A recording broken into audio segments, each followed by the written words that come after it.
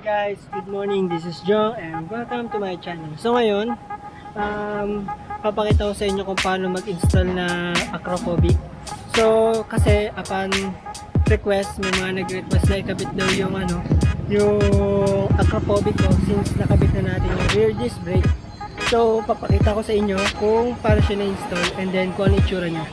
So after na to, ititest na rin natin siya sa daan. And then, kung ano ba yung pinaka-performance niya. So yun guys, iniwan nila akong dalawa. So yun guys, tapos na natin i-set up yung bago natin upgrade na computer. Pero siya, naka-aircon. So yun po yung may-ari ng Mio.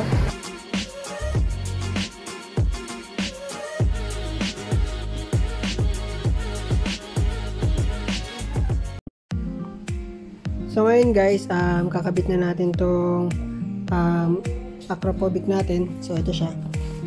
Yan. Kakabit na natin siya dyan. Pasensya na kung medyo madilim kasi makulimlim eh. Mauulan yata. Wala na kasi akong time para magkabit nito. So ngayon, nalinisan na natin siya. May kita nyo. Medyo maputi na siya. Not sure kung nakikita nyo. Yan, nakita nyo. Yan, medyo pumuti na siya. Yan. Ito dito. So, ito yung ginamit natin. Ito yung ginamit natin panglinis, rust remover. Yan. So, ngayon, kakabit na natin siya. Yan. Kumuha tayo ng sapin kasi mabasa eh.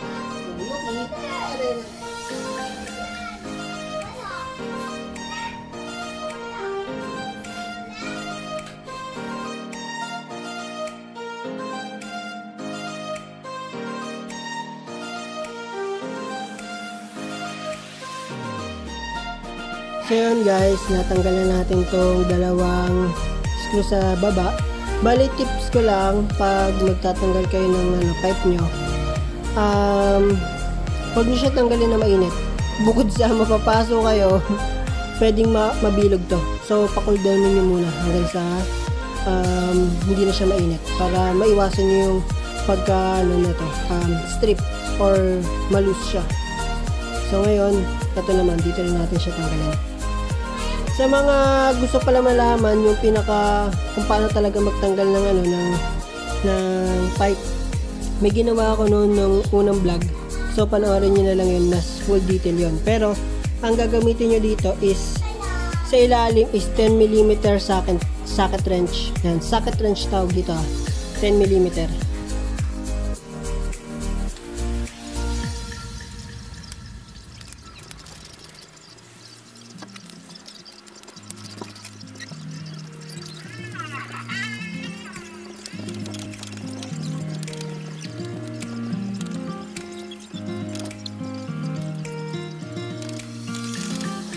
So yun, natanggalan natin tong pipe. Yan. Medyo nahirapan ako Mahirap pala magbaklas ngayon nito. Ewan kung ba't mahirap ngayon baklasin. Pero yan, at least natanggalan natin. So ngayon, kakabit na natin tong Acrophobic na to. Pero linisan muna natin to. So yan, ito yung itsura ngayon na natin, ng swing arm natin since pinalitan natin siya. So ngayon, kakabit na natin tong Acrophobic.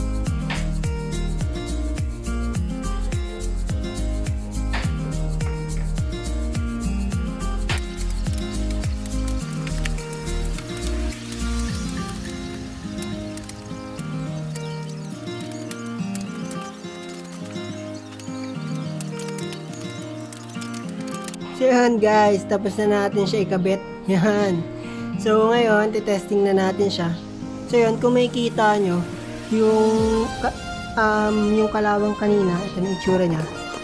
Yan. So yun na itsura niya. Hindi ko alam kung maganda para sa inyo Yan. So ang mali ko lang, since yung rust remover dito, diba? So pumuti na siya. Yung nga lang, napunasan ko rin dito kaya medyo nag-fade na. So ngayon, meron naman siya nabibilihan sa Shopee na parang ganito. Bibilihan ko na lang siya. Yan, katulad nito, SC Project. Yan, bibili na lang ako niyan. Para dito. Yan, lagyan natin Acrophobic. And then, okay na siya. Yan. Kung makikita nyo, kulay ano na siya, parang silver na siya. Pero in the long run, syempre umiinit yan, nagiging black na yan. Normal lang yun ha, kung bibili kayo ng mga elbow. So, huwag kayo maninibago doon. So, ganun na siya. Then ito, kung makikita nyo dito, etong bracket na to, kasama na talaga to sa nung binili ko to. Nung una, nung hindi pa ito yung gamit kong swing arm, hindi ko ginagamit to. Since nag-adjust siya, medyo siya pa ganito dito, ginamit ko na siya kasi hindi siya pwede, makikita nyo. Hindi siya abot dito kasi dito na siya mapupunta. So, sakto, buti meron ganito kasama si Acropovic pag binili nyo. Yan, gamit na gamit siya. And then, eto, yan. Ito na itsura niya. Litaw na yung disc brake natin, di ba? Hi! Si Yuki, meron tayong pants. Yan. So, ito na itsura niya. Yan. Kung makikita nyo, lawit na rin yung brake hose, yung disc brake. Yan. Okay na siya. So, ngayon, testing natin siya yung tunog ulit. Kung ganun pa rin. Check natin kung may singaw ba. Yan. Ayan. Yan na yung tunog niya. So ngayon, try natin i-rev.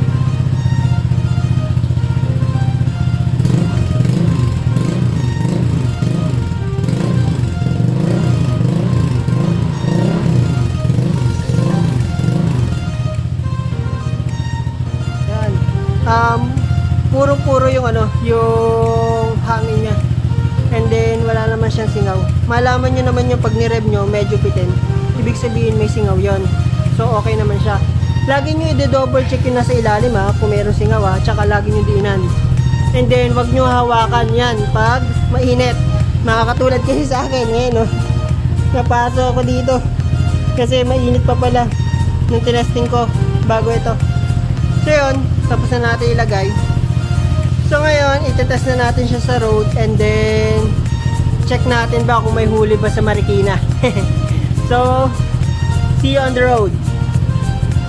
So ngayon, bali guys, iti-check na natin siya and then itetest sa road. Then idadaan na rin natin sa Marikina. Kasi check natin kung sisitahin ba tayo. And then ito yung pinaka-itsura niya. Yan. So kung makikita nyo, nagamit ko na sa kahapon. Bali yan, medyo nag-iba na uli yung kulay niya. Kung nakita nyo nakaraan, kulay puti siya. Kasi nilinisan natin. Natural yan kasi umiinit yan And then, ito na itsura niya. Yan. Bibigyan ko na lang kayo ng preview sa pagka-end ng video. And then, i-check ulit natin yung performance niya. So, tara na. So yan guys, nandito pa naman tayo sa Mandaluyong. So, wala pa naman tayo, dadaan natin ito sa Marikina. Pero di tayo papasok sa looban kasi sa looban ng Marikina nanguhuli doon. So sa labas lang tayo. And then re-review na rin natin tong Acropovic na tole. Bali, ni-review ko na siya dati. Magdadagdag na lang ako ng ibang information. So ito, sa performance, like na sinabi ko nung last vlog ko or sa mga dati kong vlog dito, mararamdaman niyo talaga yung hatak kasi siya, mas malaki na yung parang yung sunya doon sa tambucho. And then may mga konting pagbabago din. And then sa mga tuwing ginagamit ito dati, na-observe ko rin na medyo tumaas yung gas consumption ko, pero konti lang naman. So, bibigyan ko kayo ng pros and cons dito rin sa Acropovic na to. So, una, muna tayo? Mga cons, yan, mga disadvantages na tong Acropovic. So, yan, unang disadvantage na to, yan. Siyempre, gagastos talaga kayo. Bali, kung maano nyo to sa Facebook, may iba nagbebenta ng 4,000 yung yung pinaka-exhaust lang. And then wala pa yung pipe. Bali, ang ginawa ko dito, like nung ginawa ko dito sa last vlog, nabili ko siya ng 2.4 sa Shopee. Yan. And then, nagtagwa na lang ako ng elbow. Yung elbow nasa 1.7. Bali, yung pangalan ng pinagbilang ko sa Facebook, bali MC Muffler yung pangalan niya, MC Muffler. Bali nagbebenta rin siya ng ng mga exhaust tsaka pipe yan. Pero ang binili ko lang sa kanya yung pinaka elbow. So yun yung una nating cons yan. So next naman na disadvantage nito, yan, pinaka talaga na to, disadvantage na to, may mga ibang city kayo hindi mapupuntahan kasi nanguhuli. Kasi meron silang tinatawag na city ordinance yan, katulad sa Marikina yan. Ngayon di na pupunta kayo sa Marikina pero hindi ibig sabihin nun parang hindi naman pwede, kasi marami pa naman ako nakikita sa Marikina na ganito yung pipe. Siguro sa looban lang hindi pwede, dun daw kasi marami nahuhuli. Ang pinagtataka ko lang kasi may tinatawag tayong national law at saka yung city ordinance. May napanood akong vlog na in-interview niya yung not sure kung HPG siya or Highway Patrol Group. Yan, tinanong siya kung alin ba yung masusunod, city ordinance or national law. Nasabi ng HPG dapat masunod yung national law. Hindi pwede ma-compromise yung national law ng city ordinance. Kasi nagbigay siya ng example which is merong sense naman. For example, meron kasi mga city sa province na pwede yung ganitong helmet, yung mga substandard helmet, o pwede silang hindi mag-helmet, ganon, diba? So ngayon, for safety, alin ba yung susundin? National law or city ordinance, diba? Kumbaga, pag LTO yung nakahuli sa kanila, huliin sila kasi for safety yun eh. Pero sasabihin naman nila, pwede to kasi may city ordinance na pwedeng ganito, diba? So medyo nagkaka-conflict sa ganun. So doon nagkaka-conflict sa city ordinance saka national law. So bali, ingat na lang kayo kung magkakabit kayo ng exhaust, kasi baka mahuli kayo and then hindi nyo alam yung mga nanghuli, kasi iba nangungutang lang yan eh. Kaya dapat alam nyo rin. Kung hindi nyo naman kailangan or kontento na kayo sa stock, good yun, good din. Bali kinabit ko lang naman tong exhaust natin kasi ang dami nagre-request. And then gusto ko rin na-testing din siya makita. So isa pang sa mga disadvantages na to, na found out ko lang nung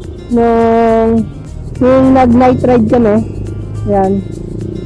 Bali nung nag-ride kami ng gabi, may mga dinaanan kami mga parang street na parang ang tahimik. Para sa akin nung gabi na yun, or kaya sa mga street, medyo nahihiya ako kasi parang ang tahimik, tapos rinig na rinig yung pipe ko. Kasi dun sa mga kasama ko, wala naman nakagantong pipe, puro stock sila, mga kasama ko.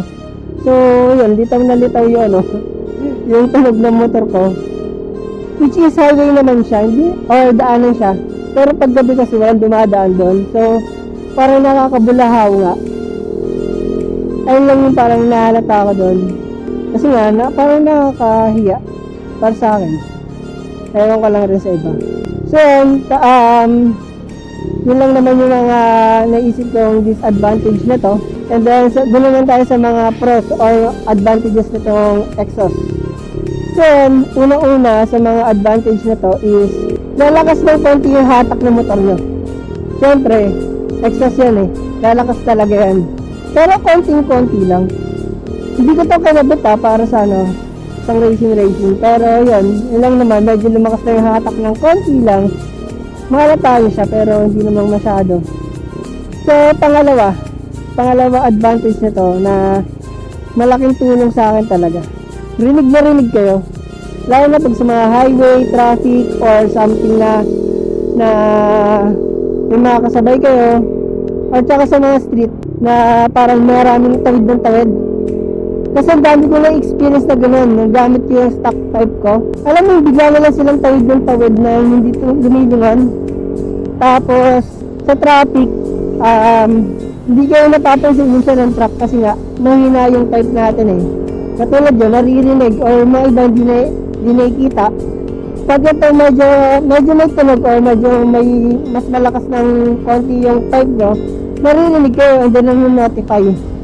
Yun lang naman yun, yung pinaka-okay sa akin dito. Isa sa mga dahilan ko rin kaya ako ito nabili. Kasi yung sa mga daan nabisit talaga ako doon ng basta-basta. Eh nung kinabit ko to, once na nag-rev na ako, naririnig nila at saka napapa-atras talaga. Kasi nga, minsan kahit hindi pa kailangan tumawid, tumatawid sila. Mas hindi pa tumitingin ha. Take note, hindi pa tumitingin. So, ang next naman na advantage na to is yun, maporma. Maporma siya kaysa sa stock. Pero depende naman eh. Ako kasi, kaya gusto ko tong exhaust na to, lalo na ngayon nagpa-disc brake tayo, yun din, request din na iba. Kasi pag nung pinalit ko to, kitang-kita yung rear disc brake ko. And then medyo angkop siya dun sa team ng motor ko, parang black and silver. Yan. Kung makikita nyo, mga accessories ko silver. Yan. So, yung swing arm ko silver, tapos yung mga ibang accessories ko silver. Yan. So, akma siya dun, kaya okay na okay. So, yan. Bali, tips ko lang rin sa mga magbibili ng exhaust or ng gantong pipe or kahit anong pipe.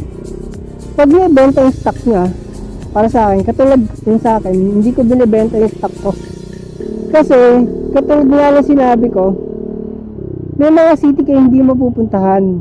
Kasi nga, baka hulihin kayo. So, pag gano'n, ang mangyayari, ikabit nyo na lang yung stock nyo ulit. Para at least, mapuntahan nyo yung gusto nyo, di ba? Then, importante talaga yung stock. Katulad ng mga pang-reserve nyo yun eh. Lalo na pag nasira yung ganyan. Ako yung mga pinalit ko sa motor ko, yung iba, hindi ko binibenta. Nandun lang, naka-stock lang. And then, kung kailangan ko, pwede ko magamit. Pero observe ko muna kung kailangan ko. Kung hindi talaga, baka benta ko na. Pero yung pipe, hindi ko bibenta yun. Kasi importante yun. Pangalawa naman, since magpapalit-palit kayo ng stock, so exhaust yan, pag-aralan nyo na rin kung paano magkabit ng pipe. Madali lang naman. So, yan, inilink ko na, pinakita ko naman sa inyo yung installation na tong pipe natin. And then, inilink ko na rin yung previous vlog ko kung paano mag-install ng pipe. Ito rin yung install ko, yung last vlog ko, or yung dati kong vlog. Para at least, hindi na kayo gagastos ng magkakabit, di ba? Dahil kayo na mismo yung magkakabit. Katulad yan, pinag-aralan ko rin ng mga ibang pagkakabit. Ako na ibang nagkakabit, katulad ng seat, ng side mirror, or kaya yung spark plug, yan. Bali, pag-aralan nyo siya para at least kayo na lang gagawa. Hindi na kayo aalis-alis pa. Tsaka iba pa rin pag kayo yung nag-install kasi. Pag kayo yung nag-install, may alaga. Hindi ko naman sinasabing walang alaga yung mga ibang nag-install Yung iba lang, parang hindi lang nila napapansin na medyo nakagasgasan nila in-install nila, ganun. Kasi nag-install lang sila, yun lang naman. Kaya mas okay kung kayo mismo gagawa ng mga kinakabit nyo. So ngayon guys, pupunta na tayo ng Marikina. Yan. So, let's see. Pero, kung bukas na yung baba, doon ako dadaan. Pero sa mga pa sa highway Pero kung maririnig mo naman, di ba? Hindi naman siya yung ganun kalakas, di ba? Hindi siya yung katulad ng mga pipe na sobrang lakas talaga. More on na base siya. So, nandito na tayo sa Marikina. Yun ako dumaan dun kasi lalayo pa ako may late na ako. So, yun lang naman. And then, I hope nabigyan ko kayo ng idea pagdating sa installation tsaka itsura na tong Acrophobic. So, kung hindi ka pa nakapag-subscribe, please hit the subscribe button and hit the notification icon para lagi kayo updated sa aking vlog. And then, please do like and share na rin. So, thank you guys and then see you on my next vlog.